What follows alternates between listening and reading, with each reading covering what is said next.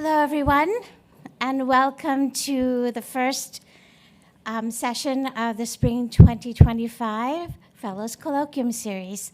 And we're excited to have Raj Chetty serve as a guest speaker, and he will be introduced by Deirdre Bloom, an esteemed sociologist. She is professor of public policy at the Harvard Kennedy School and serves on the faculty at the Harvard Center for Population and Development Studies. Bloom's research takes a demographic approach toward investigating how patterns of social inequality are produced and reproduced.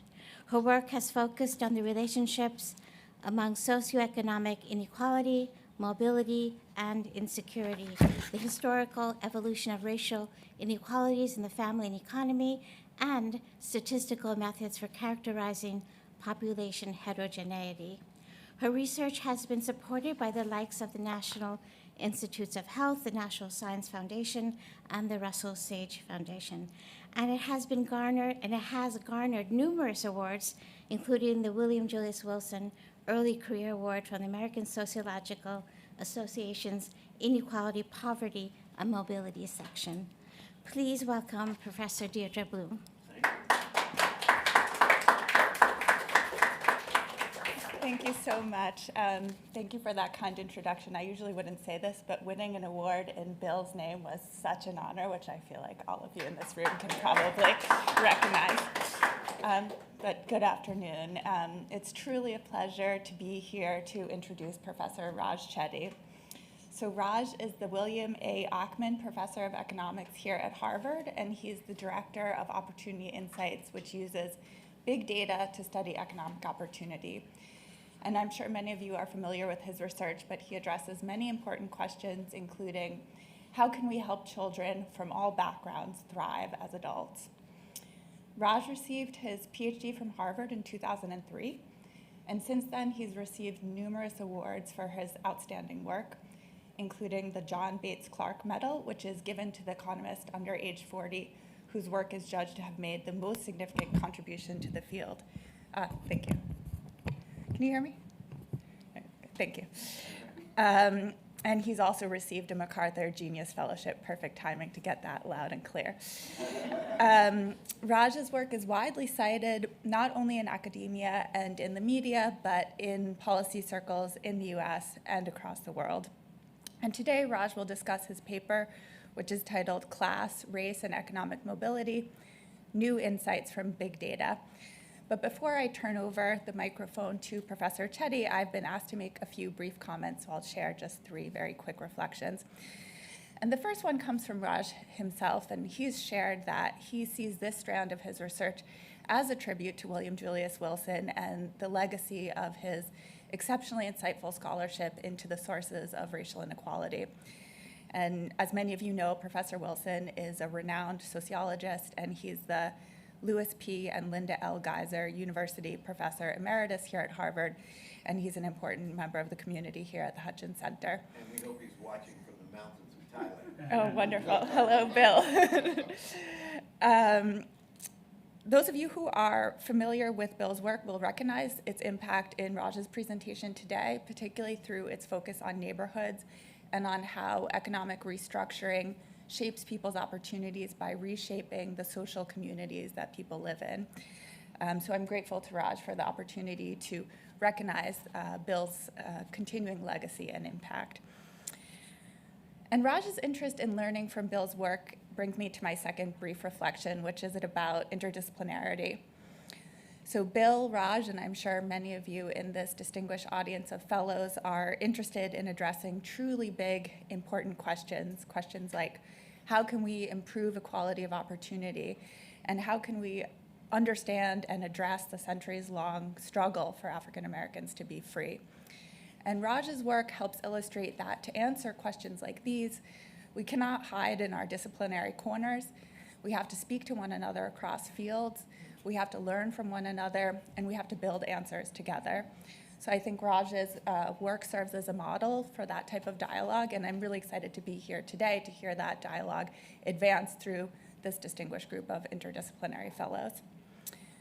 And then finally, my last remark here is that I know that this seminar is for the Du Bois Research Institute Fellows. So I thought I would take this opportunity to highlight one of the perhaps undervalued aspects of Du Bois's own incredible body of scholarship, which I think is echoed somewhat in Raj's own scholarship, and that's the dedication to careful, descriptive statistical work.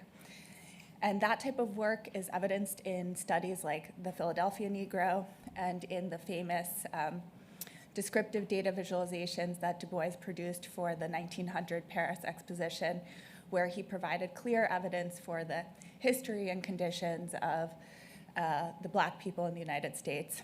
And Raj similarly brings new data to bear on the situation of Black Americans, and I think these data can allow us or alert us to new facts about society and help illuminate new pathways toward making society more just for everyone. So with that, I'm going to turn over the floor, and please join me in welcoming Professor Raj Chetty.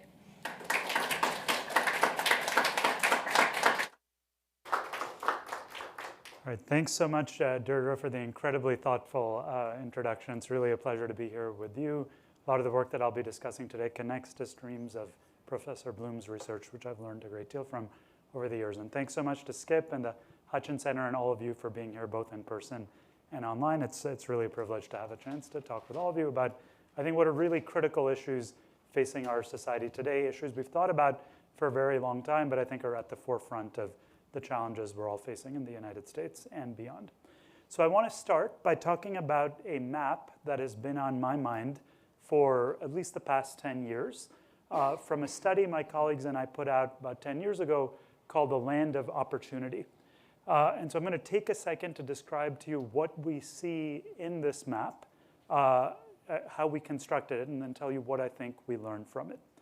So what we've done here is taken a big data approach to studying economic opportunity in the US. We take data on 20 million children and their parents from anonymized tax returns, essentially all children born in the late 1970s, early 1980s in the United States. We link those kids back to their parents and back to the specific location in which they grew up. And using that data, we construct a simple measure of upward economic mobility. We ask if you grew up in a family making $27,000 a year, which puts you at the 25th percentile of the US national income distribution. How much are you yourself making as an adult when we look at your 1040 tax form when you're filing it when you're around age 35? So to give you an example, in New York City, kids born in families making $27,000 a year, on average, when we look at their own tax returns when they're 35 years old, they're making about $35,400 a year. So similarly, you can construct that statistic for all of these 740 different metro and rural areas shown here. And we've colored the map so that the red-orange colors shown on this map represent areas with lower levels of upward mobility, where kids are less likely to achieve the American dream of moving up in some sense. And the blue-green colors represent areas with higher levels of upward mobility, where kids starting out in families at that same $27,000 income level achieve better outcomes, better economic outcomes on average. So if you start by just looking at the scale in the lower right-hand side of this map, you can see that there's an enormous amount of variation in children's chances of rising up in different parts of the United States. In some parts of the country, like in the center of the country, take rural Iowa, for example, a place like Dubuque, kids growing up in families making $27,000 a year, on average are making $45,000 or $50,000 a year in the next generation, a substantial amount of upward income mobility in a single generation. Yet there are other parts of America, like much of the Southeast, take a city like Charlotte, North Carolina, for example, where kids starting out in families at that exact same income level of $27,000 a year, one generation later are actually making, in some cases, less than their parents were in their mid-30s, which is kind of shocking when you think about it, given the amount of economic growth and progress that has occurred in the US over the past 30 years. And so this map has been of interest to myself and a number of others in our field since we were able to construct these data about 10 years ago for two reasons. First, from a scientific perspective, it gives us a new lens, a microscope, if you will, to study the determinants of economic opportunity at a level of granularity that simply has not been possible in the past in the social sciences. And so we can start to ask questions like, what's different about Iowa versus the Southeast? What's different? What happens when a child moves from one place to another in terms of their chances of rising up, in order to essentially uncover the science of economic opportunity? So that's, I think, the academic motivation to be interested in these questions. There's also an important policy motivation to be interested in these questions that arise from this map. If we can start to figure out what's different about a place like Salt Lake City or the rural Midwest versus the rural South, maybe we can replicate whatever institutions are leading to successes in some places in other areas, and thereby increase economic opportunity and mobility for everyone in America and perhaps beyond.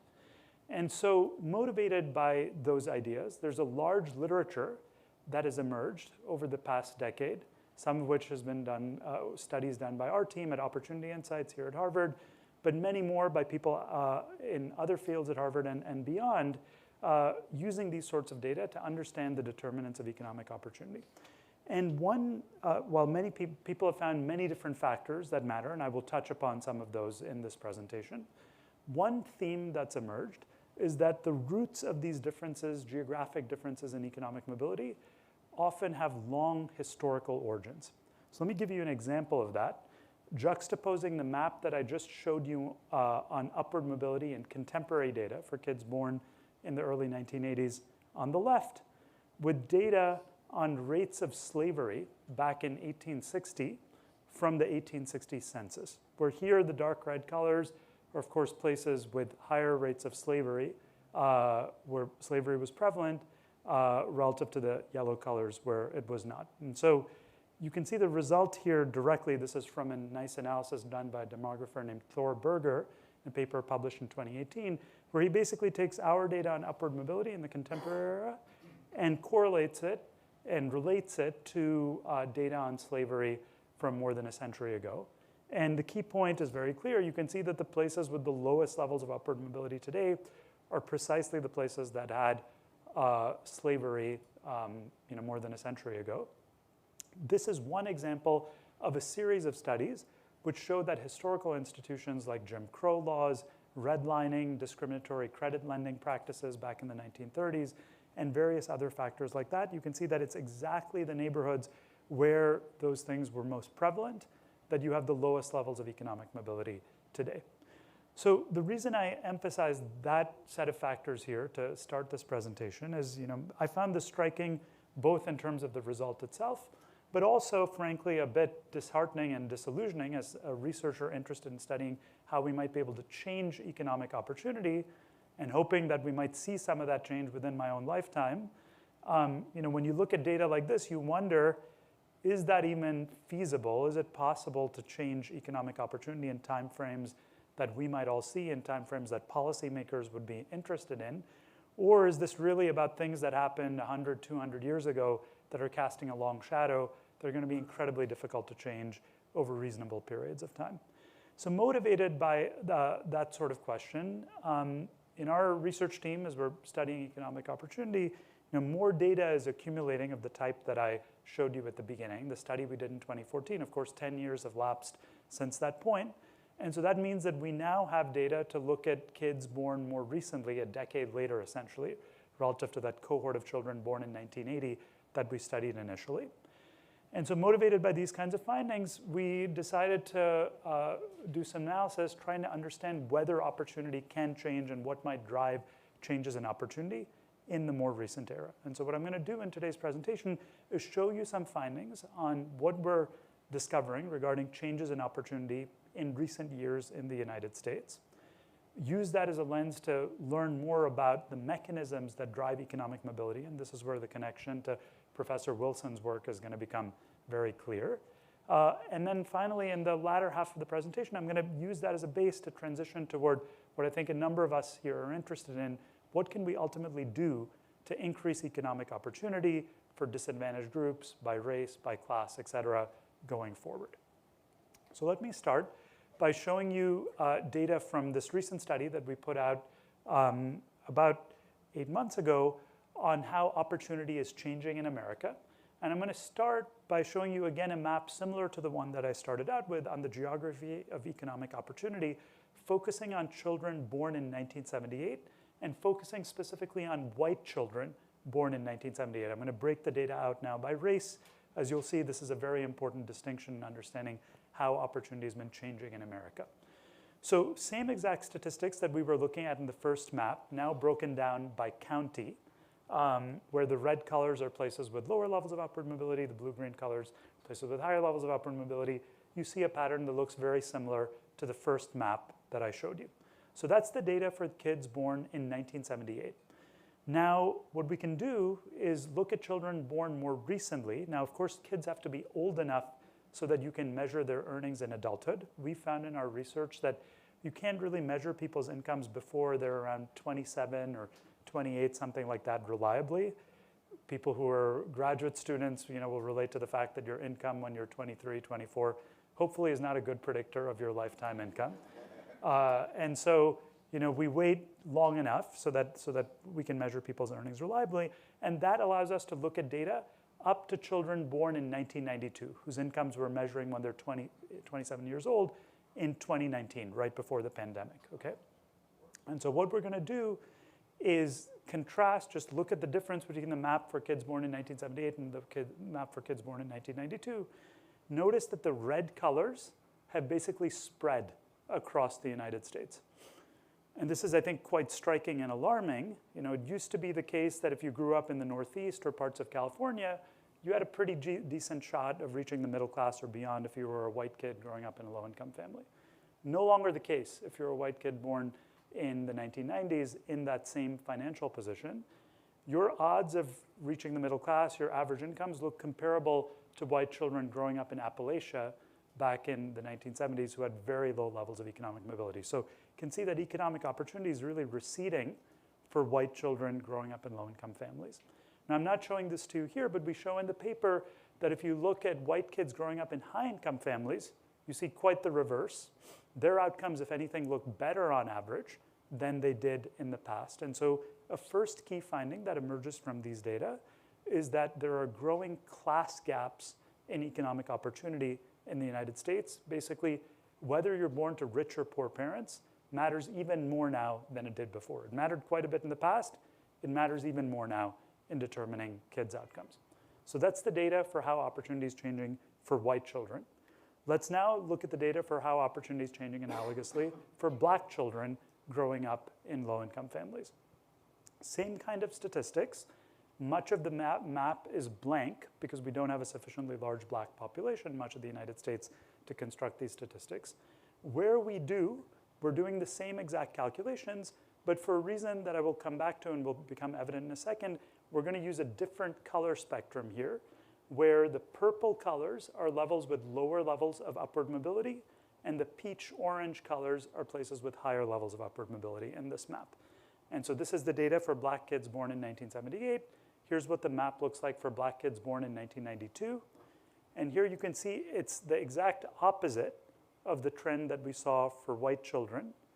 For black children, some positive news, outcomes are improving in terms of average incomes conditional on growing up in low-income families, right? So in the places where we had the lowest levels of economic mobility before for black children, places like Detroit, much of the industrial Midwest, and so on, outcomes are improving in those places and catching up to the places where we had higher levels of upward mobility in the past. So the opposite trend of what we saw for white children. And so as a result of those two trends that I've just shown you, what this implies is that the black-white divergence in economic mobility, or odds of rising up, have narrowed. They've narrowed by about 1/3 over the past 15 years. So part of that reflects progress among black Americans that I think we should be celebrating and be happy about.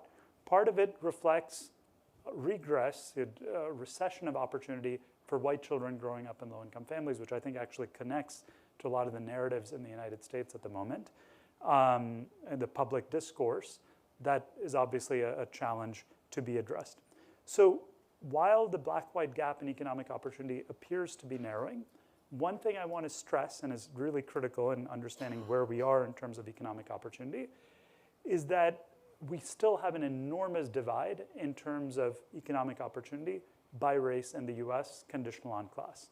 And just to make that evident, I'm going to juxtapose the two maps that I showed you for kids born in 1992, black children on the left, white children on the right. And the key point I want to make here is if you just look at the scales on the bottom of the slide, you can see that they are completely non-overlapping. This is why we had to use two different sets of colors to be able to show you these data. That very fact illustrates that there's an enormous gulf in terms of children's chance of rising up based on the color of their skin, even in the most recent data, right? So the very best places for upward mobility for black kids, they have worse outcomes than the very worst places for upward mobility for white kids. It's almost like you're living in two different countries in terms of economic opportunities. And so on the one hand, these enormous racial divides persist. But coming back to the motivation that I started out with, that a lot of these differences have these deep historical roots, I actually am on net encouraged by seeing these kinds of trends, that over a 15 cohort period, we can see a 30% change in the black-white gap in economic mobility. That suggests that this is not completely entrenched, right? It suggests that over the next 10 to 15 years, if these kinds of trends continue, it is feasible for opportunity to change. It is possible that if we continue in the right direction, that we might see a meaningful narrowing of gaps by race. And things are in some sense moving in the wrong direction for low-income white kids. Maybe by making appropriate policy changes, which we'll try to come to at the end, maybe there are ways to reverse some of that decline and expand opportunity for white Americans as well. So that's the first point I want to make. Despite the long historical origins of some of these challenges that we face, that doesn't mean that we should sort of give up and say this is not changeable. I think as these recent data illustrate, change is actually feasible. Now, one final descriptive point in the spirit of Du Bois, as Deirdre pointed out, we're just looking at what these statistics look like. You've been seeing how opportunity changes for white Americans, how it changes for black Americans. People often ask me, is what happened here that black folks gained at the expense of white folks? Is this sort of like one group gets ahead, the other group falls behind? Is that how I should be thinking about it? And I want to be very clear that that is clearly not what is going on in the data. So what we're doing here is plotting the changes in average incomes for white kids growing up in low-income families between 1978 and 1992. So basically the change in the two sets of maps that I was showing you by county for white children on the horizontal axis and black children on the vertical axis. And the key point I want to make here is that there's a positive relationship between these two things. So in the places where we saw the biggest improvement in economic mobility for black children, those are the places where we saw the least deterioration of outcomes for white children, right? So it's not like a zero-sum game. If it was a zero-sum game, this line would be downward sloping. It would be that in the places where we saw the biggest improvements for black kids, you'd see the biggest declines for white children. But it's quite the contrary. It's actually positively correlated. And so the way I interpret that data is, and more broadly, I'll show you some evidence of this in other contexts as well, you shouldn't think of economic opportunity as a zero-sum game. When one group advances, often it can benefit other groups as well. And there are common factors that can help everyone rise together. And so the key question then becomes, what is it that's driving these changes in economic mobility? Having shown you that apparently there has been some meaningful change, especially in certain places over the past couple of decades, what led to that change? And so that is the core focus of this paper we released last year on changing opportunity, trying to understand mechanisms driving changes in economic mobility. Now I'm going to spare you all the statistical details and the various different analyses we did to try to investigate that. We considered a wide range of hypotheses from changes in levels of education, levels of wealth, and marital status, and various other factors that people have considered. At the end of the day, it turns out there's one variable. There's really just one explanation that pretty much fully explains the patterns that I've been showing you. And in some sense, it comes from the work of William Julius Wilson, the idea that levels of employment in a local community, going back to his book, When Work Disappears, for example, that economic activity in a given community might influence what happens in the next generation. So to show you that, let me relate the data on changes in economic mobility between the 1978 and 1992 cohorts. So again, same kind of analysis I was showing you before, where we're going to look at data across counties here. And we're going to look at counties where outcomes improved a lot for white kids growing up in low-income families. I'm going to start with white kids here in these orange dots, versus counties where it did not, where outcomes deteriorated a lot. And we're going to relate those changes in economic mobility shown in the vertical axis, changes in children's outcomes conditional on growing up in a low-income family, to changes in county-level parental employment rates. So this is basically saying how much did the fraction of parents of kids growing up in your cohort, how much did the employment rates of those parents change between the 1978 and 1992 birth cohort? So basically, did the parents start to work less, perhaps as a result of things like the decline in manufacturing, global competition, things like that, or were there smaller changes in parental employment rates? Now, for those of you who are familiar with Professor Wilson's work, you might recall that he did ethnographic work on the south side of Chicago, talking to families and basically coming up with the idea that when you're in a community where no one's working, where jobs have disappeared, that completely changes the equilibrium. Kids' aspirations might change, the entire fabric of the community changes, and this might lead to a broad range of social problems, as he put it. Think of this as basically like the big data version of Bill Wilson's ethnographic analysis, where we're using 57 million observations to essentially test that hypothesis. So we're relating changes in employment on the horizontal axis to changes in kids' outcomes. And indeed, you can see that there's a strong positive relationship between these two things. In the counties where parental employment rates for white kids fell the most, you see the greatest deterioration in their outcomes. In the small fraction of counties, each dot here, by the way, represents 5% of counties in the US, rather than showing you one dot for every county, which would get very messy because there are 3,000 counties and there's a fair bit of noise. Here we're collapsing it into 5 percentile bins. And so if you look at the counties where parental employment rates fell relatively little, in those places you didn't see much of a deterioration in white kids' outcomes. Okay, so that's the relationship between employment and outcomes for white children. Now let's do the same analysis for black children using the data from the maps that I showed you on black kids. And interestingly, you see exactly the same kind of economic relationship, the same upward sloping relationship. It's just that all the dots are shifted over to the right. Why are all the dots shifted over to the right? Well, it's well known from prior work that white folks in particular were employed in industries and in regions and in sectors that were hit hardest by recent economic changes. So for instance, many white people worked in manufacturing plants, in steel and auto, had union jobs that disappeared with technological change, with global competition. And so they ended up on this side of the chart in terms of loss of jobs. Black folks, A, were less employed in those kinds of industries, and B, interestingly, we find that other research finds that when a black person loses their job, say at a steel plant, they're more likely to end up taking a job in another sector, whereas you see in the data that white people were more likely to just quit the labor force entirely. So for various reasons, the employment shocks faced by black people in the communities in which they were growing up were not as negative, and in fact, in some cases were somewhat positive, maybe as a result of things like the civil rights movement and other changes that improved employment prospects for black adults. Whatever the underlying factor, what we're seeing here in these data is that there's a strong link between changes in parental employment rates for black people as well and their kids' outcomes. If black children are growing up in communities where their parents' employment rates are going up more, they're doing better in the next generation.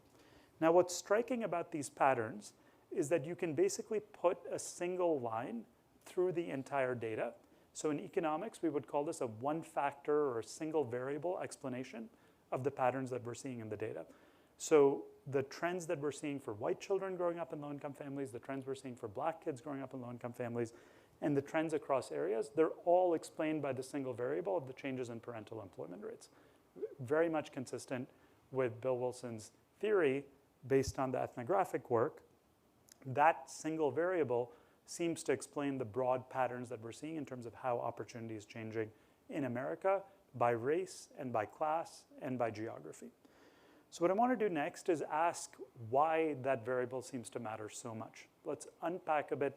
Why is it that if you're living in a community where employment's falling in the prior generation, you seem to do worse in the next generation? So one mechanical explanation you might think of is, well, surely it's not a good thing if my own parents lost their job. That can't be helpful for my own prospects. So maybe these county level relationships that I'm showing you, it's just driven by my own parents losing their job. We have less money in my house while I'm growing up. I end up doing worse as an adult. So it turns out that is not what's going on.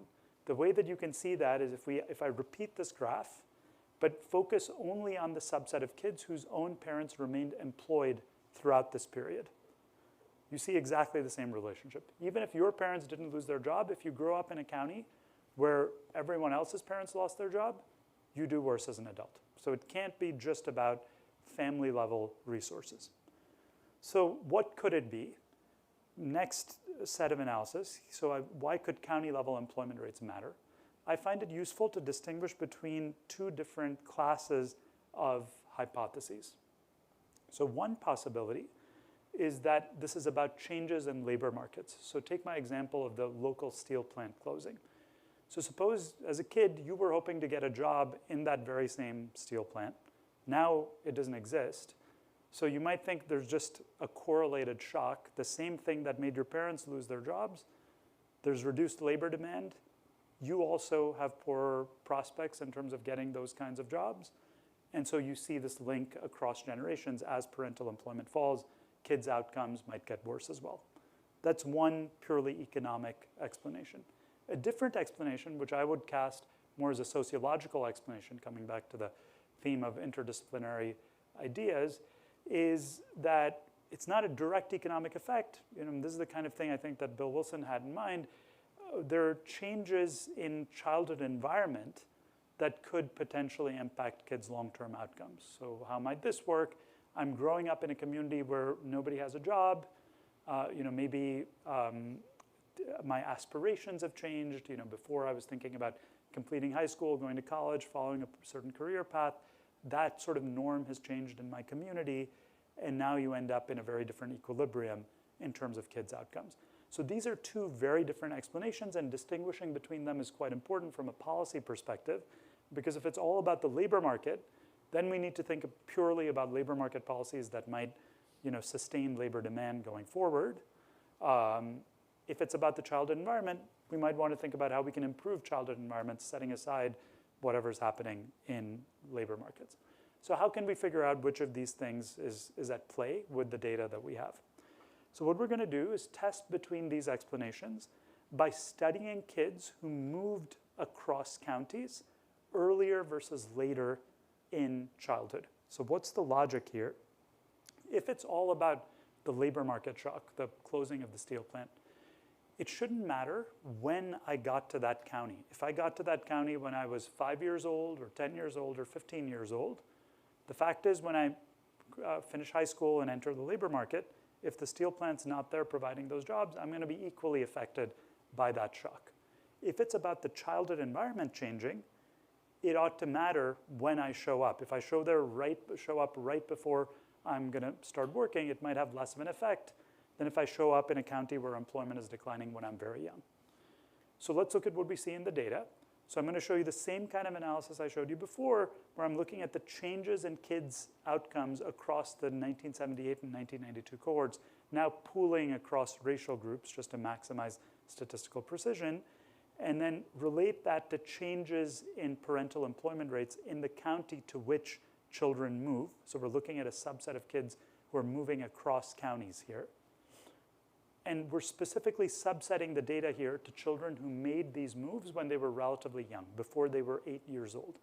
And you can see a strong positive relationship, very much what I've showed you, like what I showed you in the previous slides.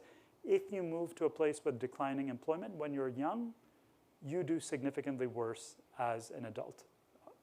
Now, if I do the same exact analysis for kids who moved as teenagers to the exact same set of counties, the declining ones on the left, the ones that are getting better on the right, you see the relationship becomes basically flat. So if I'm moving to a place that's declining when I'm much older, it has much less of an impact on my economic outcomes. So if this was purely the labor demand theory, those two lines that I just showed you should have looked very similar to each other. They don't. This is basically flat, suggesting that, really showing that this seems to be about childhood environment. It's about the number of years that you're exposed to this declining environment while you're growing up that seems to affect your later outcomes. Okay, so that suggests that the key mechanism here is changes in childhood environment that are related to these changes in parental employment rates. So one last step in kind of peeling back the layers of the onion here in terms of understanding what's going on. So we've established that growing up in a community with higher parental employment rates seems to improve kids' outcomes. Why is that the case? So again, I think it's useful to distinguish between two mechanisms here. One, again, comes from sociology, the idea that social interaction might matter. So along the lines of what I was saying earlier, if you're growing up in a place with higher levels of parental employment, that could improve kids' outcomes through various forms of social interaction. So, most mechanically, many jobs in the US are obtained through referrals. If you're connected to more people who are employed, who have better jobs, maybe you yourself get an internship, get a job that puts you on a better career pathway. But even beyond that, my sense is, as I was saying earlier, your aspirations might change. If you've never met anyone who's gone to college, maybe you don't even think about applying to college, it's not on your radar screen. I think mechanisms like that could potentially be very important. So that's one class of explanations for the data I've just shown you. A different class, again, comes from economics. Maybe this is just about economic resources. So when you have higher levels of parental employment in your county, presumably there are more financial resources as well. If there are more people who are working, there's going to be more money for local programs, more money for school funding. Maybe those resources end up helping kids in general. That's a totally economic explanation, has nothing to do with who you're interacting with, and so on. And again, important to distinguish between these mechanisms to understand how we'd want to intervene going forward. So how are we going to distinguish between these two explanations? So here we're going to draw on another source of big data that our team has been working with, looking at friendship patterns, using data from social networks on how friendship patterns vary across groups to be able to distinguish between these hypotheses. So let me show you how that works with this graph here. To set this up, I'm going to start with this plot, which is using data from Facebook. So our team is collaborating with the Facebook core data science team to understand social networks and social capital in America. And so what we're showing in this plot is just a very simple analysis where we're taking a large set of millions of Facebook users and looking at the friends they made in high school. And we're asking what fraction of your friends are in your own birth cohort, that is in your own grade, versus one cohort above, one cohort below, two cohorts above, two cohorts below, and so on. And you can see this clear triangular pattern, which I think is very intuitive if you introspect about your own high school experience. I suspect that you probably had more friends in your own grade than you did a grade above, a grade below, two grades above, two grades below, and so on. So why is this of interest to us? So this creates variation and sharp variation in whom kids are interacting with in earlier versus later cohorts. So what we're going to do now is go back to the tax data and relate kids' outcomes to changes in parental employment rates, looking at parents of other kids in their own cohort, parents of kids born a year earlier, a year later, 2 years earlier, 2 years later, and so on. And so what do you get from that? Turns out remarkably, you get almost the same exact triangular shape where each of these dots is showing you the effect of a change in parental employment rates on kids' outcomes. This dot here is for changes in parental employment rates of other peers in your own cohort, peers one cohort older, one cohort younger, and so on. And you can see it tracks exactly the nature of friendships. What this suggests to us is that this looks much more consistent with the social interaction mechanism than the economic resources mechanism. If it was just about economic resources, it doesn't seem very intuitive that the employment rates of parents of peers in your own cohort would matter a lot more than the parents of peers a year earlier or a year later. I mean, think about the example of school funding, for instance. It seems implausible that school funding changes greatly if parents happen to be more employed in this particular year versus 1 year later versus 1 year earlier. That would be a much more slow-moving thing. Whereas the fact that it's really the employment rates of people you interact with the most directly that influence your outcomes, that seems much more consistent with the idea that this is about social interaction. Another set of evidence that I think very much reinforces that view comes from other work we've done, not looking at changes in opportunity, but just looking across areas at the determinants of different geographic differences in economic mobility in general. And that's shown in this pair of maps here. So the map on the left is the map that I started out with on the very first slide from what we're calling the Opportunity Atlas. So the data on upward mobility based on tax records. The map on the right looks similar, but is completely different. It's a map drawn using Facebook data on 72 million users of Facebook, where we're constructing a simple measure of social capital that we call economic connectedness. What we're asking is here is if you're a person with below median income on Facebook, what fraction of your friends have above median income? The red colors in the map on the right are places with more disconnection by class, where low-income people have fewer high-income friends. The blue-green colors are places where there's more cross-class interaction. And here, you can see you don't need any fancy statistics. It's totally obvious that the map on the right looks very similar to the map on the left. This turns out to be the single strongest predictor of economic mobility that we or anybody else has identified in the literature.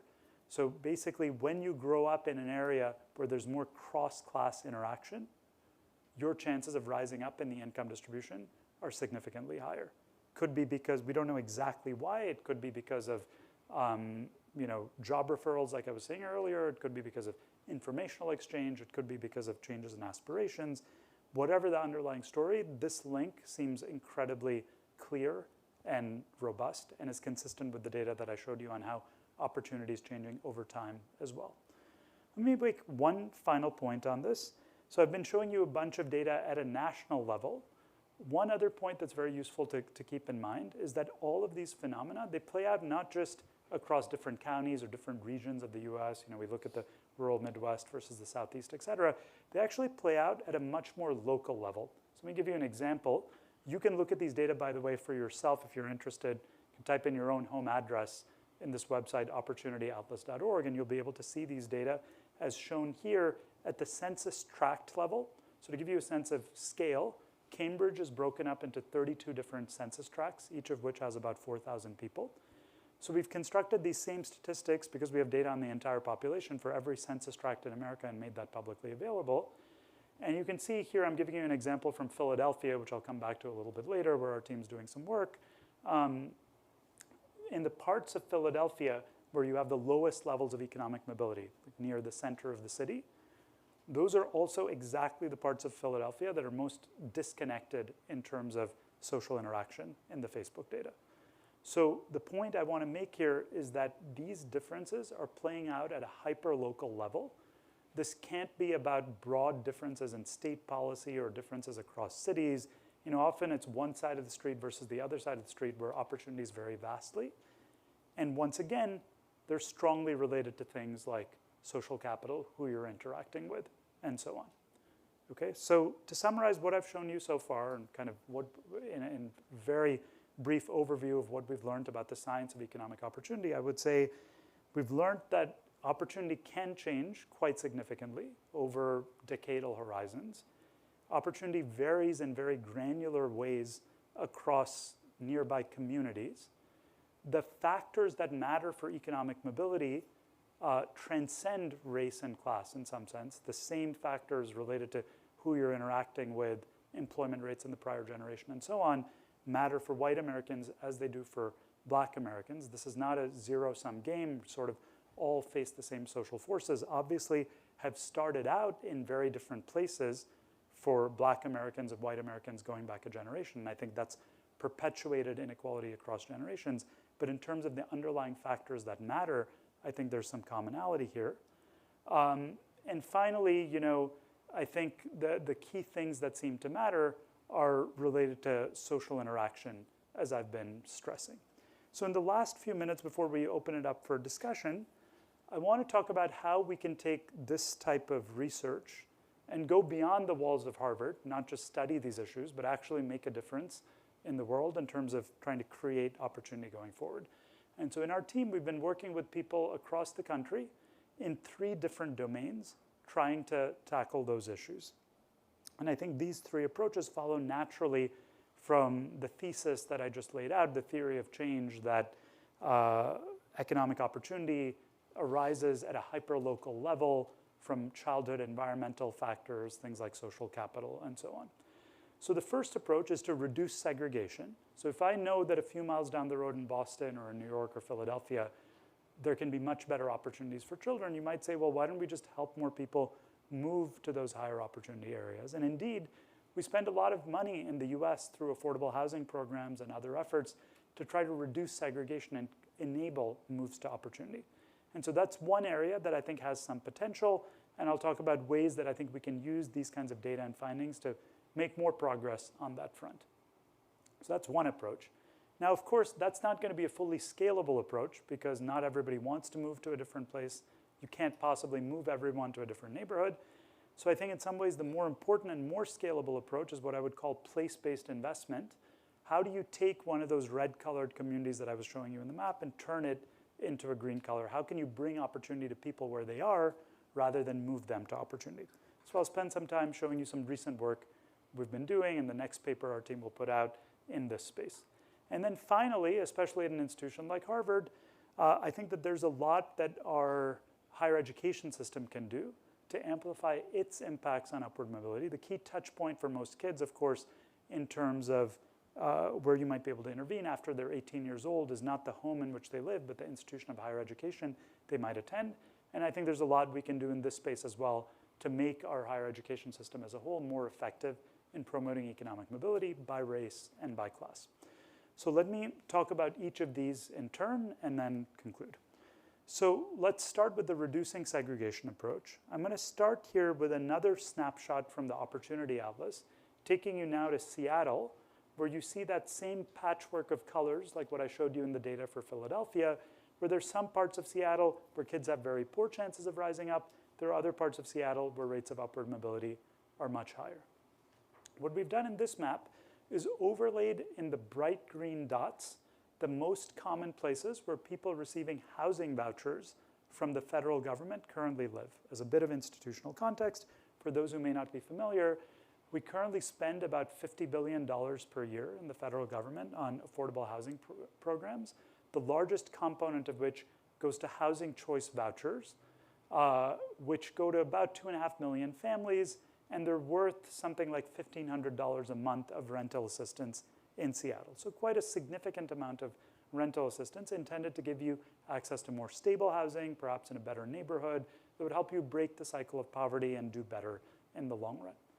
Now, when you look at these dots, you might notice a puzzling pattern, which is that despite the fact that these families are getting $1,500 a month of assistance from the government, those dots are all clustered in the red and orange colored parts of Seattle, as opposed to the blue-green parts of Seattle. So we know from our prior work that even though these families are getting these vouchers, they're not living in neighborhoods, it turns out. They're not using those vouchers to move to neighborhoods where their kids would actually have a better chance of rising up in the next generation. So when we put this Opportunity Atlas data out publicly a few years ago, a number of housing authorities approached us and they said, we're noticing this puzzling pattern in the data. What do you think is going on? Do you think there's something we might be able to do to make our programs more effective in actually helping people access opportunity? So what came out of that was a study that we call Creating Moves to Opportunity, a pilot that we did in collaboration with the Seattle and King County housing authorities, which we set up as a randomized trial with about 1,000 families that came in to apply for housing vouchers. Half of those families just received the voucher and the standard briefing where they were told, you have 4 months to find housing wherever you want using this voucher. For the other half, we provided what I think of as essentially a social capital or social support program in addition to the housing voucher itself. So in particular, what we did is gave this set of families access to customized counseling. So think of someone essentially acting like a broker who said, here's a neighborhood, I'm going to sit down and talk with you.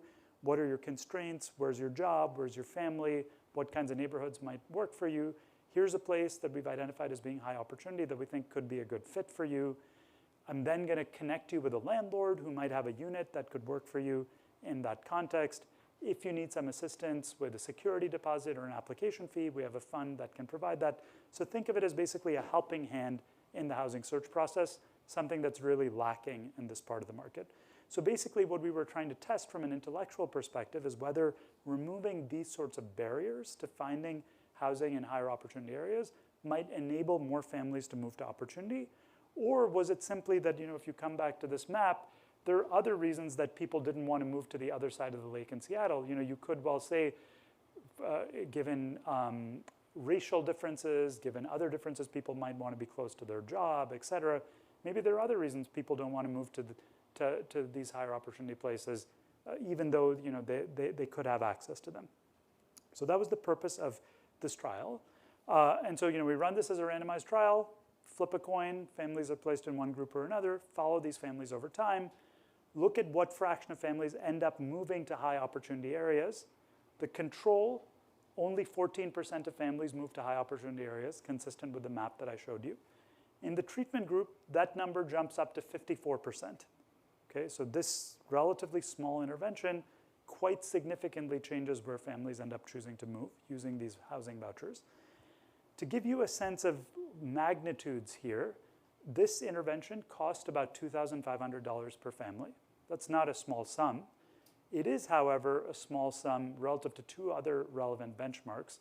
First, because these vouchers are worth $1,500 a month in perpetuity, and the typical family is staying in these subsidized units for something like 10 years, the average cost of the voucher is about $100,000 already per family. So $2,500 is like a 2% incremental cost relative to that. Second, we estimate that if, as a kid, you got lucky and ended up in the green bar as opposed to the gray bar, we estimate based on our prior work that those kids are going to go on to earn about $200,000 more over their lifetimes as a result of growing up in these different neighborhoods relative to the kids in the control. So from a rate of return perspective, there's a massive rate of return here. So this is a case, where evidence has actually, I think, advanced the policy debate. People often ask me, it's great to do all this research, compile evidence on what actually seems to work. In the politically polarized climate in which we live, does any of this actually have an impact on anything? And I'm actually encouraged that it does. Let me give you some examples. So after we did that work in Seattle, there was a bill passed in Congress called the Housing Choice Voucher Mobility Demonstration Act, authorizing about $75 million of funding to replicate what we did in Seattle and 8 other cities in America. And so they ran randomized trials in those places as well. Just a couple of weeks ago, HUD released the results of that evaluation, and they found in those other 8 cities the same kind of social support increased the fraction of families moving to high opportunity areas by a factor of 6. So this seems to replicate and replicates on some scale. In light of that sort of evidence, there's now another bill that's been proposed in Congress, again with bipartisan sponsors, a Republican Democratic senator who've jointly sponsored this bill, that proposes to expand the housing voucher program by $5 billion per year, include provisions for these sorts of social supports to make it more effective, which could potentially impact thousands of kids' lives going forward across racial backgrounds, across class backgrounds, and so forth, and I think would make a meaningful dent in economic mobility in this country. So one example of how I think this kind of systematic work of understanding the science of opportunity and how it can have an impact on policy can genuinely change opportunity going forward. Let me now more briefly describe these other 2 buckets before wrapping up. I don't want to give you the impression that we think moving to opportunity is the only tool to try to create economic mobility. So how can we bring opportunity to people where they currently live? So we're very excited about trying to study this, and I've been trying to analyze this issue for some time. It's quite challenging to figure out how to do this on education. So I think especially in institutions like this, we should be cognizant of the role we can all play in expanding economic opportunity. Much as our team has constructed data on economic mobility for every neighborhood in America, which is what I've emphasized in this talk, we've also constructed data on how every college in America is contributing to economic mobility. And let me show you that data in this plot here, where every college in America is represented by a dot. We're using data on 30 million kids, where we get information from the Department of Education linked to tax records and other sources to be able to construct these statistics. So when I think about a college's contribution to economic mobility, I think about it on 2 dimensions. The vertical axis here is what I'm calling the upward mobility rate. What this is asking is if you take the set of kids, say in the bottom 20% of the income distribution, say at Harvard, and ask what fraction of those students reach the top 20% of the income distribution, sort of a Horatio Alger version of rags to riches version of the American dream, how common is that? So you can see at places like Harvard, Stanford, and MIT, they look really high on that statistic. The low-income kids who attend these colleges, they have incredibly good chances of reaching the middle class or beyond. But of course, what matters for a college's contribution to economic mobility is not just how well the low-income students on campus do, but how many low-income students you have on campus to begin with. And that's what's shown on the horizontal axis, what we're calling low-income access. What fraction of the student body is coming from the bottom 20% of the income distribution? And on this dimension, the highly selective private colleges in America that often deliver the best outcomes, they fare very poorly. Less than 3% or 4% of kids at a place like Harvard or Stanford come from the bottom 20% of the income distribution. You're about 80 times more likely to attend Harvard if you're from the top 1% of the income distribution than the bottom 20%. And so as a result of that, just mechanically, it's impossible for these institutions to be contributing a whole lot to economic mobility. It's just simply not possible if you're not educating that group of the population. On the other end of the spectrum, you can see that there are a number of colleges. There are a bunch of dots over here on the right, like the Community College of Philadelphia, a number of other community colleges that are educating many low-income kids. But unfortunately, those dots are not very high up. The outcomes don't look great after kids attend those colleges. So in a nutshell, the way I see, the key problem that I see in higher education in the US in the context of promoting economic mobility is that there are basically no dots in the upper right-hand side of this chart. There are very few colleges that educate a lot of low-income kids and have very good outcomes after college. There are a couple of exceptions that highlight the City College of New York's, CUNY in general, educates lots of low-income kids, has quite good outcomes. Highlighted another example here that I think is kind of interesting. It's a very small college, but illustrates a broader point. So this is the Vaughn College of Aeronautics and Technology. It's a small college in Queens that, as its name suggests, gives you training exactly in aeronautics and technology.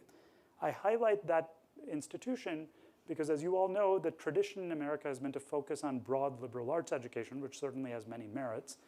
But we find in the data that often the colleges that seem to create the most pathways to upward mobility are giving you a specific technical skill. Like, think of it as like the modern era version of vocational training that ends up providing a pathway for many lower income children to reach the middle class or beyond. I think that's something to keep an eye on.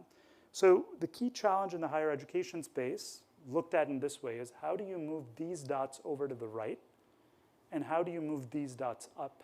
And we're basically structuring our research agenda and efforts around those 2 questions. There's progress that I think is being made on both fronts.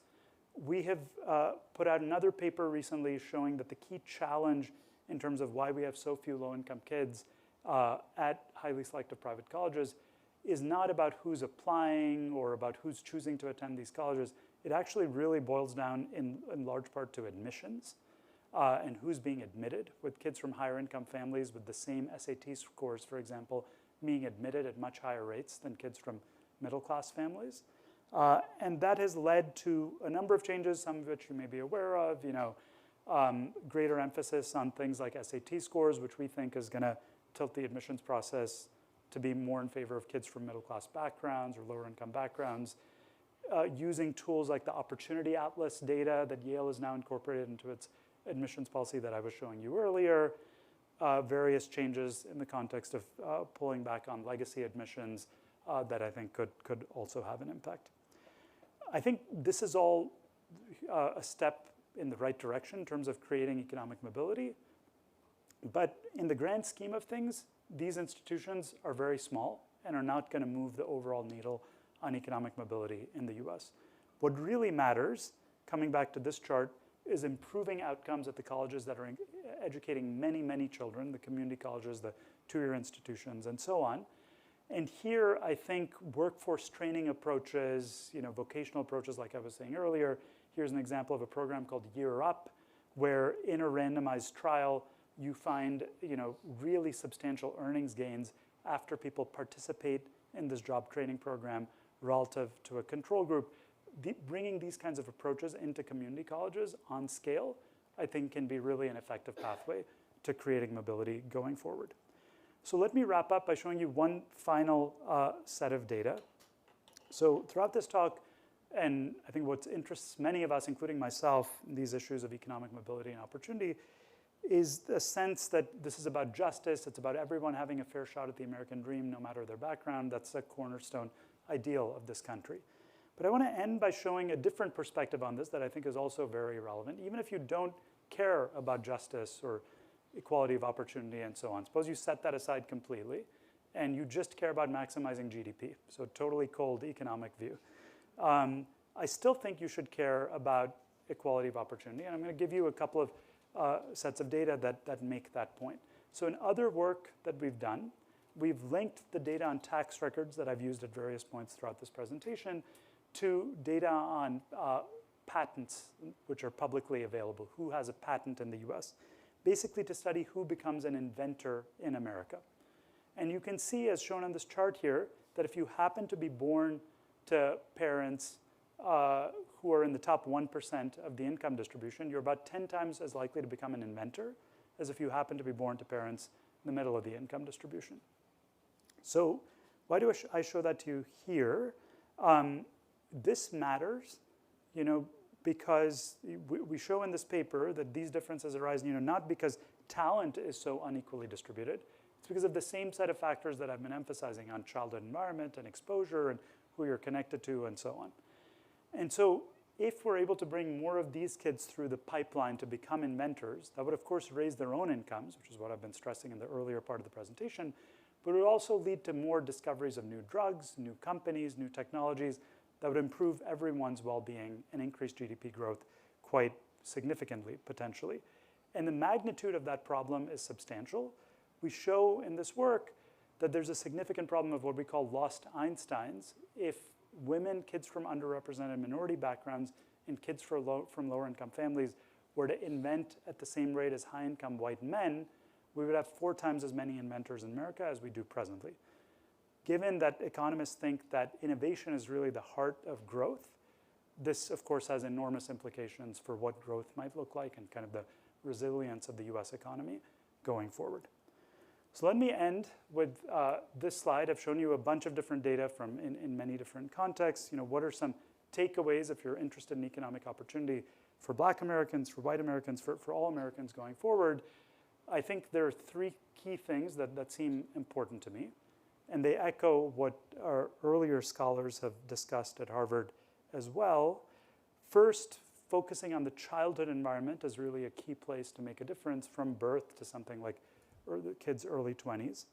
Second, thinking about the community as a key unit of change rather than an individual family or a person. You can see how a lot of these things play out at the community level.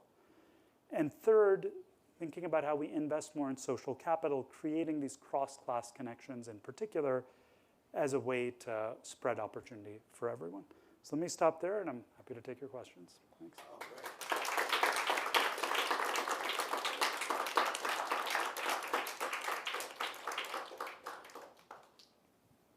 Raj, thank you so much for making time to share your research with us and launching us in the second semester so brilliantly.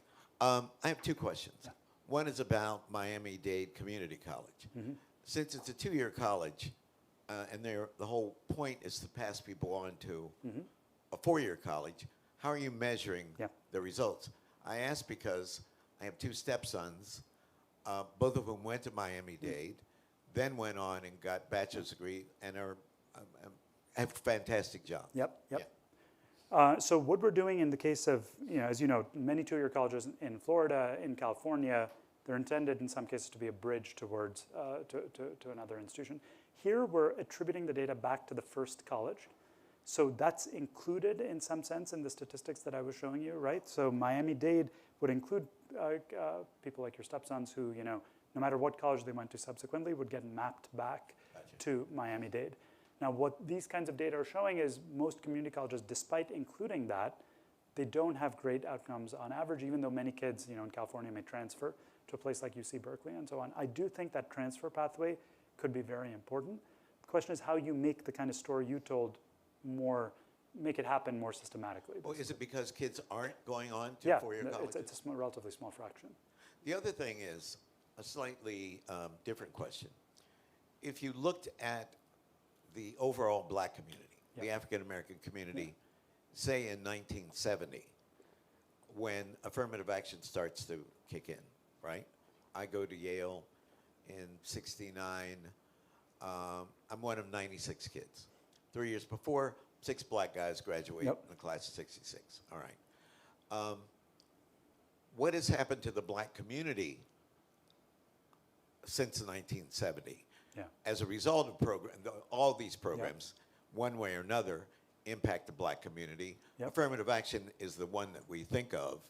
But I'm very curious about that. Have you done that? I mean, I've seen statistics that say the black middle class doubled, the black upper middle class quadrupled, but the percent of children at the poverty line stayed in the 30%, more or less. These are not reliable statistics, but I'm just remembering.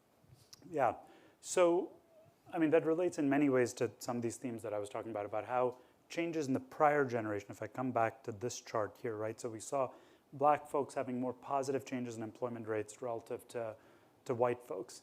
It's partly as a result, of course, this is not literally a direct consequence of affirmative action at a small number of colleges, but it's more broadly a result of those kinds of efforts where employment rates and opportunities for black Americans in previous generations went up. That seems to have had cascading benefits in subsequent generations for black kids. Now, what we're seeing in the most recent data, which is not totally consistent with the narrative you were saying about poverty versus reaching the upper class, is that if I were to look at these measures that I showed you on these maps of how opportunity is changing for black Americans, right? So we see average incomes are going up. Turns out if you dig further into the data, that is coming entirely from black kids escaping the lowest levels of poverty and is not coming from them reaching the upper echelons of society. So if I were to look at data on the fraction of black children reaching, say, the top 20% of the income distribution, that is completely unchanged over this period. It's only 3% of black kids born in 1978, 3% in 1982, who started out in the bottom 20% will reach the top 20%. Incredibly rare. What is fortunately less common is that you have fewer black kids ending up unemployed, ending up incarcerated, and so on.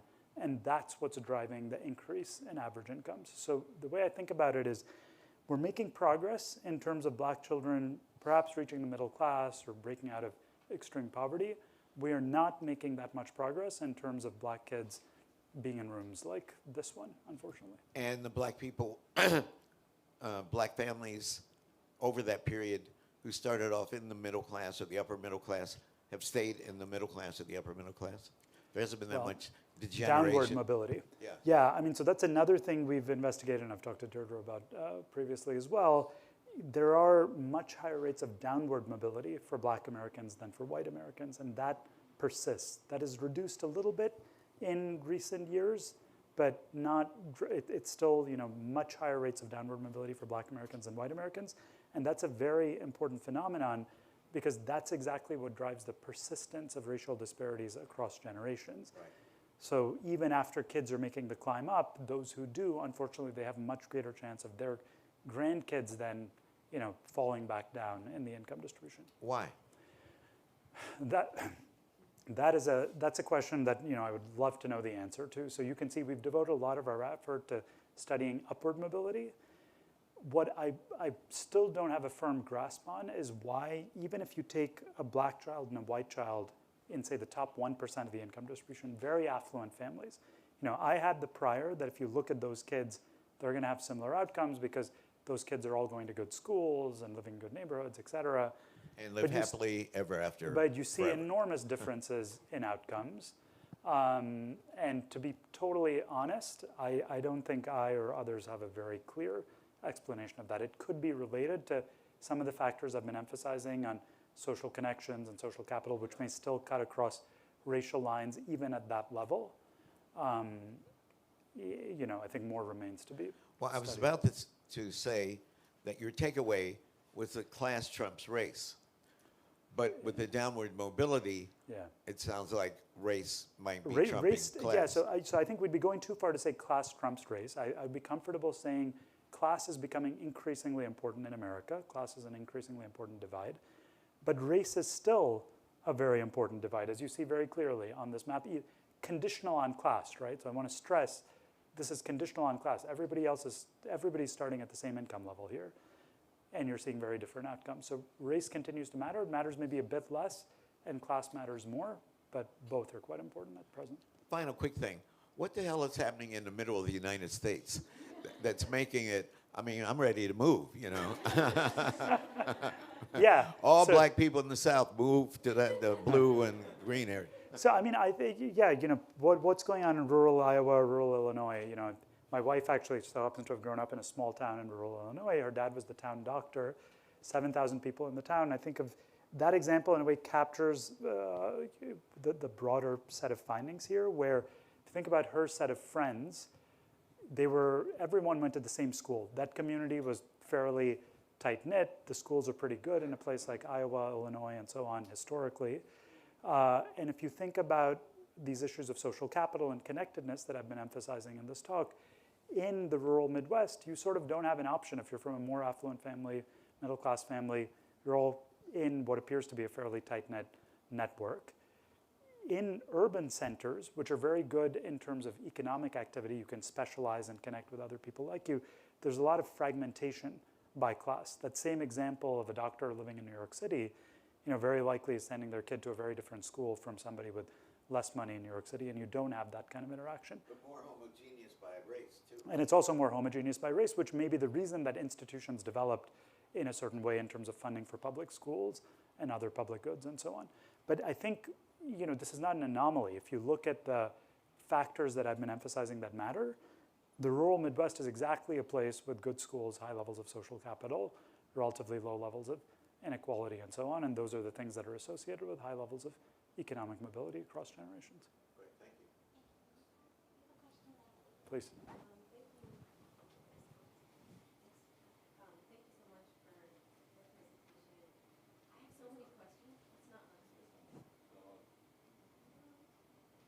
Is it on now? I think so, yeah. Thank you so much for your presentation. I have so many questions, but I'm going to limit them to two. One is, where does democratic participation fit in here? So, this economic connectedness seems really interesting. And the question that Professor Gates asks about downward mobility, sort of, this puzzle of a black kid and a white kid in the same neighborhood. I just keep wondering, is access to democratic participation part of this? Even in sort of lower income neighborhoods where people have higher democratic participation, what goes on here? Right. And also thinking about the housing projects that are changing, how much of that success has to do with whether or not the democratic participation was high. Yes. So that's my first question. The second one is, I'm really wondering about the voucher system and the sort of the two different groups that were tracked. And I'm wondering what happens to the low opportunity areas when the treatment group moves out. Do they become worse? Yeah, great question. Yeah, Thank you. both excellent questions. Let me take the second one first. So when we look at the voucher exercises, we're tracking the outcomes of the people who move. I would keep two things in mind. So people naturally say, don't you worry that we've made the places that these people were leaving even worse, and so in aggregate, are we improving things? So the first thing to note is when you think about the voucher exercise, don't think of it as we're taking a set of families who are happily settled in a given place and then sort of plucking them and having them move somewhere else. Rather, this is a very transient community. The people who are applying for housing vouchers, 95% of them are going to move anyway. So the way I think about it is more redirecting the flows, given that they were already leaving their original community. It's a population with, as you can imagine, a lot of instability, high rates of eviction, or people have missed a rent payment. There are various things going on, unfortunately. And so it's more at that point where you're going to move regardless. Can we support you in moving to a different place? Which, of course, has very different implications then in terms of destabilization because you're not increasing overall rates of move. That being said, I think the point you raise about we need to think about the communities that are low opportunity that we're not fixing with this approach is absolutely right. And that's why I present evidence on efforts like Hope 6, the place-based investment. My view is you need to take like a both-and approach here. The vouchers help people make better choices. We can better design a program on which we're already spending billions of dollars. Why not? But that's not the only solution. We also need to do things like Hope 6 to bring opportunity where it's currently lacking. I think we should be pushing hard on both fronts, and both of those things would have very high rates of return. Now, to democratic participation, where is that likely to happen? That's where, in my view, political factors, democratic participation really matter. I think you're more likely to get support for these kinds of policies when people are engaged and informed about these kinds of issues, which I think is extremely important. Again, I would stress that this is not a zero-sum competition about people trying to claim something for themselves that take away from others. You see in the data very clearly that these things have such positive rates of return that they really pay for themselves. The taxpayer dollars that go into these programs more than pay for themselves in many of the examples that I'm giving to you in the form of higher earnings, people paying higher taxes down the road, higher innovation, et cetera, that I've been emphasizing. Professor Chetty, thank you so much for this presentation. And it's really fascinating when you add pictures to the numbers, what you can understand or see. I have questions about your very first image and your very last image, the summary. Would you mind going to those, please? Thank you. Two very red rectangles in South Dakota. Yeah. Are those reservations? Yes. That's some of the largest, Pine Ridge and some of the largest Native American reservations. Thought so. And then to the end of your presentation, the summary. Yes. With the reservation, sorry. Oh, If you look in South Dakota. I'm getting text questions to ask him. So. right there, yeah? Thank you. Yes, right there in South Dakota. Yeah.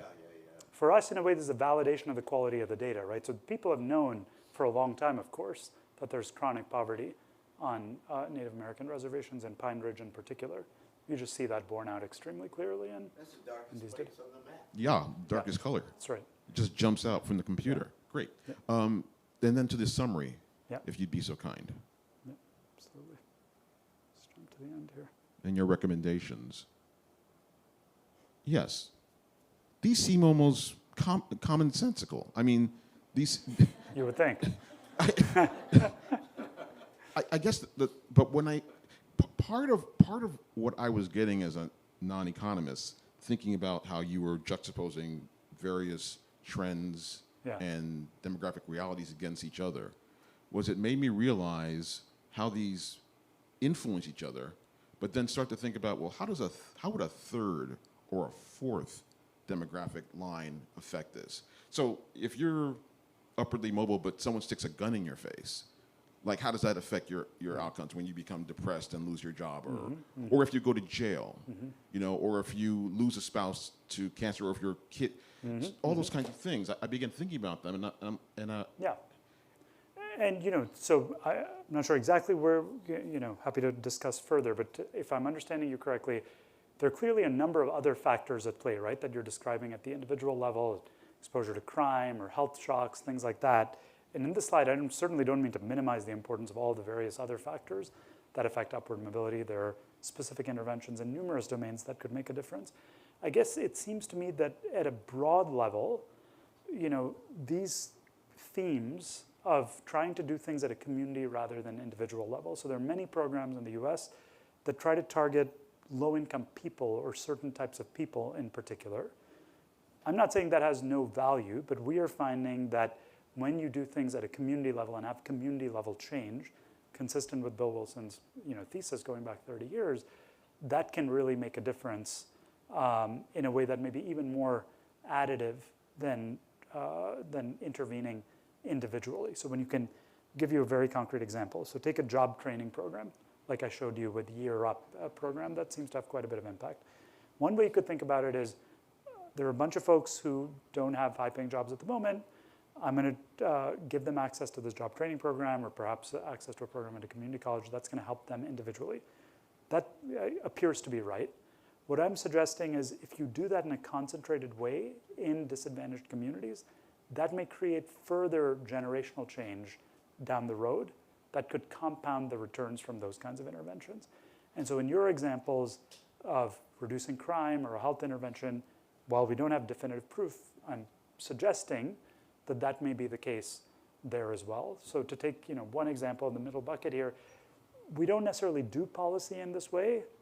And I think thinking about things at that, as the community as the unit of change, this particular example can be very valuable. Similarly, in the last context, investing in social capital, take the example of the housing voucher program on which we're already spending billions of dollars. My sense is we don't think enough about how to support people in using those economic resources effectively, which would make those programs far more effective per dollar spent. So thinking about social capital, when we're thinking about how to provide education, how to provide access to housing, et cetera, not something that I think naturally comes to mind in those domains, is very important as well. So just broad themes on what I think matters, but certainly the details of specific interventions will vary greatly. I think I just found myself, yes, sir. I think I just found myself thinking that if you're a society that's not willing to trade away mistreatment of women and non-white people for 4 times as many Einsteins, like if that's not bait enough for you, like why are you going to do any of this? Like that's the part that keeps running through my mind. Like I can think of you've never heard a politician say, we want black children to have as much opportunity as white children. White people don't want that. They don't want as much opportunity for black children as their children. Yeah. So if you're not willing to... Well, but that's because they see it as a zero-sum. It's a zero-sum This is game, why exactly. I've been stressing. Yes. And it's unfair. Yeah. And what about me? I'm voting for Donald Trump. But this is why I'm stressing that I don't think that is in fact the right view in the data. Right, exactly. But I think that's very important from a public narrative perspective and something to be hopefully disseminated. You're doing the good work. And just before I turn this over, I mean, I think part of this downward mobility issue that the professor raised just has to do with that most black people who enter upper class realms don't do so as a group. They don't do so as a family. They do so as individuals. Yeah. Like somebody gets some money and gets, lives in some given neighborhood, while with white families, you're more likely to find them like, the Waltons. Like all of us are billionaires. You had a question? Thank you so much. Great talk, Raj. While you're flipping through the slides, can you go back to the slide where you showed the 3 policy approaches? Yeah. I really appreciated how you said. Excuse me. The Trump administration rescinds freeze on federal grants and loans. Yeah. All right. Thank God. Yes. They got smacked. That's why. Thank you, Abby. Newsflash. Something positive. Thank Yeah. God. I have a career PBS. Talk as long as you want. We have wine for everybody.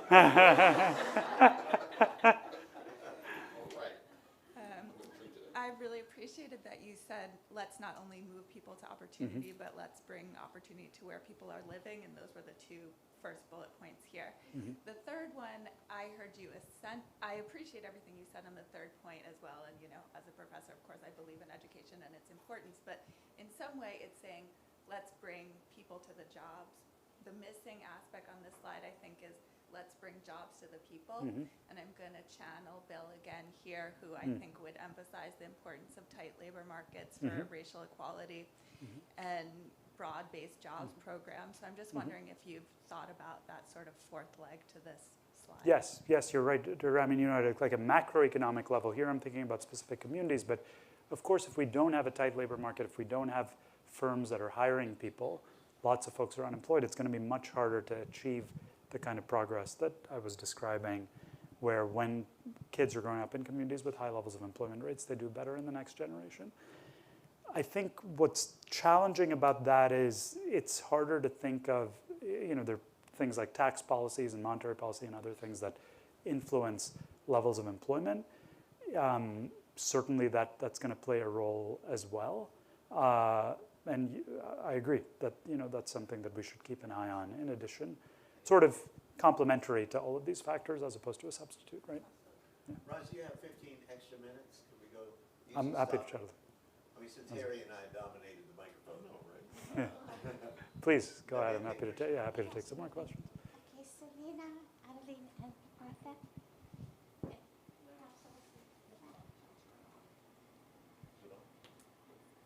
Just speak into me. Just go I ahead. think it's good. Turn the button on the bottom, please.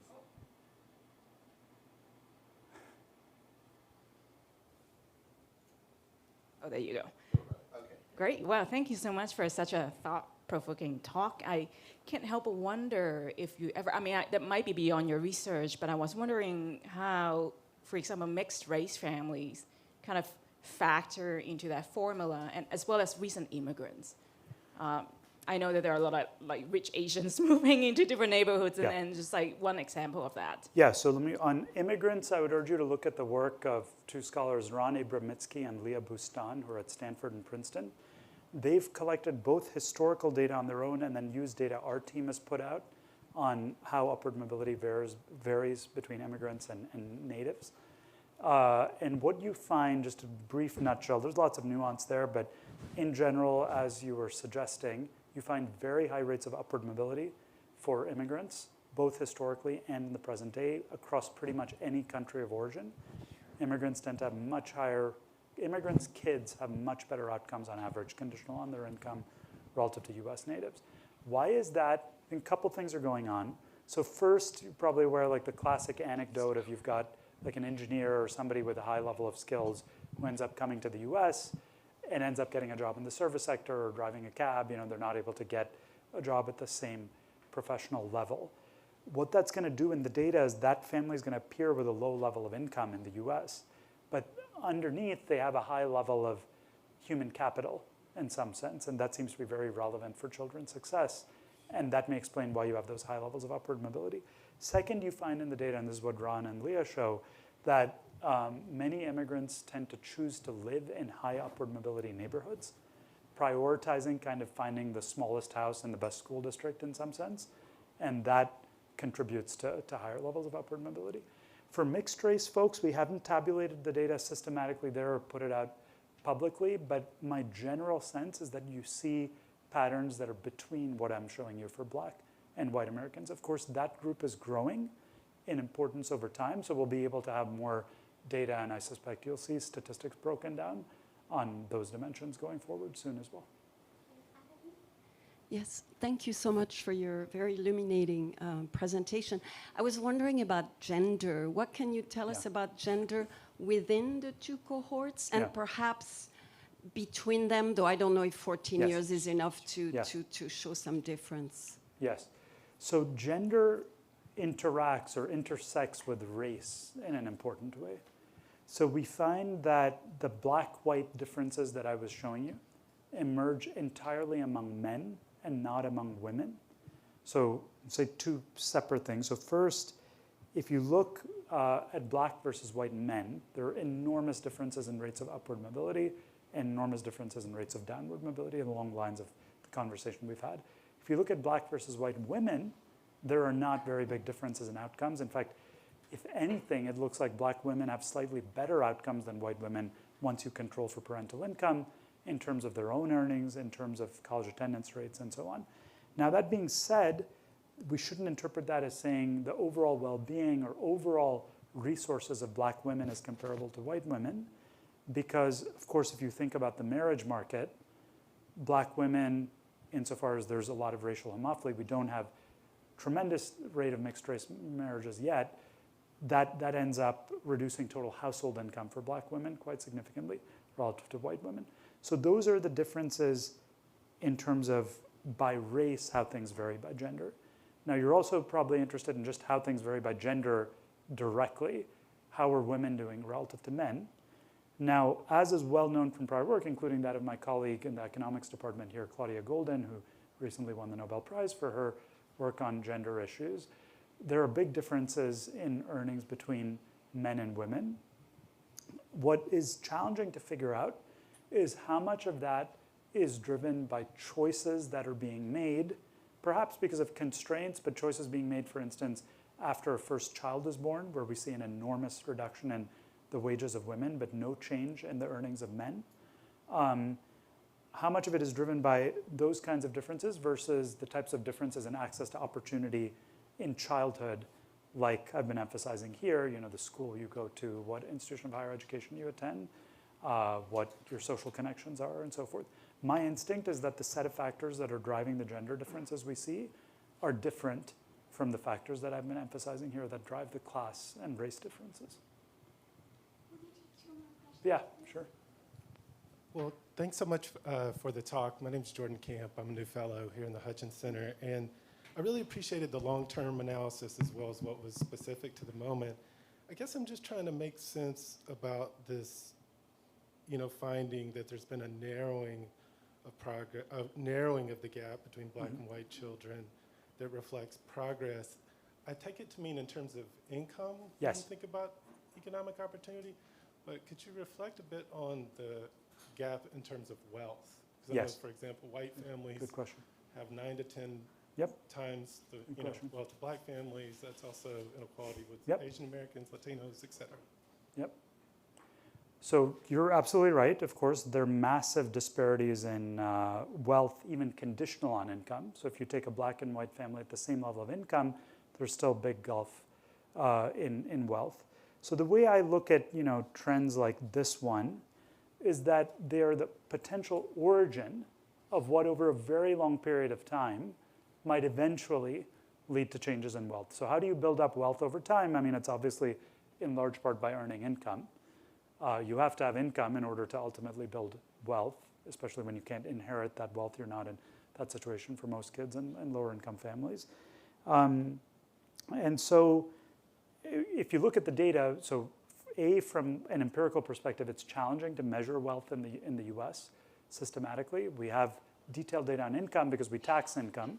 We don't tax wealth, and so we don't have systematic data on wealth as a result. But my strong suspicion, based on the data we do have, is that you would find much less convergence of wealth than of income, precisely because it takes a lot of time to accumulate wealth. That said, these flows are really important. If you want to think about where society is headed, understanding where income flows are going is certainly crucial. One other thing I'll say is it's not literally just about earnings. We should look at a number of other, what I think of as kind of flow outcomes. So if you think about levels of education, if you look at health outcomes like mortality rates, if you look at where people are living, all of those indicators are showing signs of progress for black kids growing up in low-income families and deterioration for white kids. So it's definitely broader than income, but it will take time to translate into stocks like wealth levels. I have a, sorry. Hi, I'm Asele, nice to meet you. Thank you so much for your talk. Just a quick question that the data may not be able to illuminate. You had made a comment that after white folks lose their jobs, that they're less likely to take a job that's less than what they were earning before. Yes. It's a cultural question for me. Is it about sort of what is deemed as being owed? Is it about white supremacy? What is that? Yeah, great question. So it's beyond what we look at in our paper, but I'll give you two references that I think are quite interesting in this space. So one, the paper that I was citing that shows empirically in the quantitative data that when there's an employment shock, like a mass layoff, that white folks are more likely to drop out of the labor force. That's a paper by a former student of ours who's now a professor at Cornell named Lisa Khan. That you can look up, and I think that's a compelling analysis. Now, in terms of why that's happening, and this goes back to the theme of interdisciplinary research, often we're able to get to some extent in terms of documenting what is happening, and you can see how we try to explore mechanisms, but there's only so much that's recorded in quantitative data, and this is where I think qualitative work and field work can be very valuable. Here I would point you to the work of another one of our colleagues, Theda Skocpol, who has a nice book recently on the decline of unions and decline of jobs for white Americans, where they talk about issues like identity and how people really have their identity wrapped up in certain lines of work and in their unions and so forth. Of course, black folks were less connected to those things to begin with, and that may explain the differential response that you are seeing. But I would point you to that work for some interesting analysis on that front. I just had one quick question. Sure. So You need the microphone, and then I'll wrap it up. it was a question about if you, I don't know if you can go back to the slide where you were looking at the education at institutions and which institutions were more likely to lead to dramatic changes in wealth. And so I'm coming from one of the institutions on the bottom there, and I was a little, and I was just hoping if you could just talk about, I don't know if you broke this down in terms of the wealth of the institutions, like the endowment of the institutions, and to what extent does that correlate with the amount of upward mobility that the students attending those institutions. So, I teach at a poor institution where we're, but we have a lot of, perhaps a majority of our students are first generation. So, again, I would just be very curious if that would be something that you could, another slide to break down the ways in which, even within higher education, we're seeing the, kind of, again, that, the wealth divide. effect is not, or the investment of the education is actually not bringing about as much as we might like to see. So, you're absolutely right. And by the way, all these data are publicly available, and there's a nice lookup tool that the New York Times has created with these data, so you can kind of look for yourself and relate to characteristics and so on. But I think you can see that your intuition's exactly right, just from the points that have been labeled here. That this cluster of dots up here are, of course, universities with a tremendous amount of resources and endowments that they've built up over time. There's some public institutions up here, say a place like UC Berkeley that doesn't have a formal endowment, but obviously has a tax base and kind of a structure that gives it resources that are different from a smaller community college. And then, of course, these are institutions that per capita, have nowhere near the same resources and are not spending the same amount per student. Now, my view is that is a reality. It's not feasible in terms of the economics to be spending $80,000 per student on educating every student in America. That's just not going to happen. So I think we've got to figure out a way that you can use the model that is scalable to deliver better outcomes. And I think that's potentially doable, as I was emphasizing with some of these examples that are more career-oriented, for instance, or thinking about things like social capital. But at the same time, I think you have to be practical, not to divide people up, but it's not realistic to deliver the $80,000 model to everyone. So I agree with you that you need more equality in the system, but I think it's got to come from both sides at some level to spread opportunity. Final question from my wife, who sent her warmest regards. We're airing a 4-part series on the Great Migrations and how they have affected the black community. And the first hour aired last night. In 1910, 90% of all black people lived in the Deep South, the former Confederacy. And as you know, over the next 60 years, 6 million people migrated to the north and the west. And then in 1970, they started moving back again following the jobs. And a move also made possible by air conditioning in the South. Marielle's question, if I understood it, is what about migration? What about the red spots moving to the green spots? Is that possible? Is that feasible? So, so first I would say, what I was describing is the moving to opportunity, reducing segregation approach. That is that at a micro scale, right? It's not moving from the south to the north. It's moving from one neighborhood in Seattle to another neighborhood in Seattle, and we're seeing really significant changes in outcomes. On the Great Migration, so this being done at a much bigger scale, 6 million people across regions, here I would point you to the work of another student of ours, Laura Dernancourt, who's a professor at Princeton now, whose thesis here at Harvard was about the effects of the Great Migration on upward mobility. And she has a note of caution where she finds consistent with our work that migration can be a pathway to upward mobility when you move from those red-colored places to the green-colored places. But what she shows is that when that happens on scale, it's not like a place's impact on upward mobility is completely fixed. That itself can change as the institutions change. And what she shows is that in a number of the cities, that got a lot of black immigrants in some sense. There was a divestment, less investment in public resources, there was white flight, there were other changes that then led to lower levels of upward mobility, as we saw in the industrial Midwest. So these are not, we can't think, it comes back in a way to the theme of the presentation I wanted to give on changing opportunity. These things are not fixed.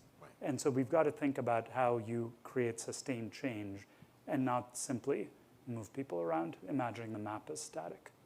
Ladies and gentlemen, let's give it up for Raj Chetty for a brilliant presentation.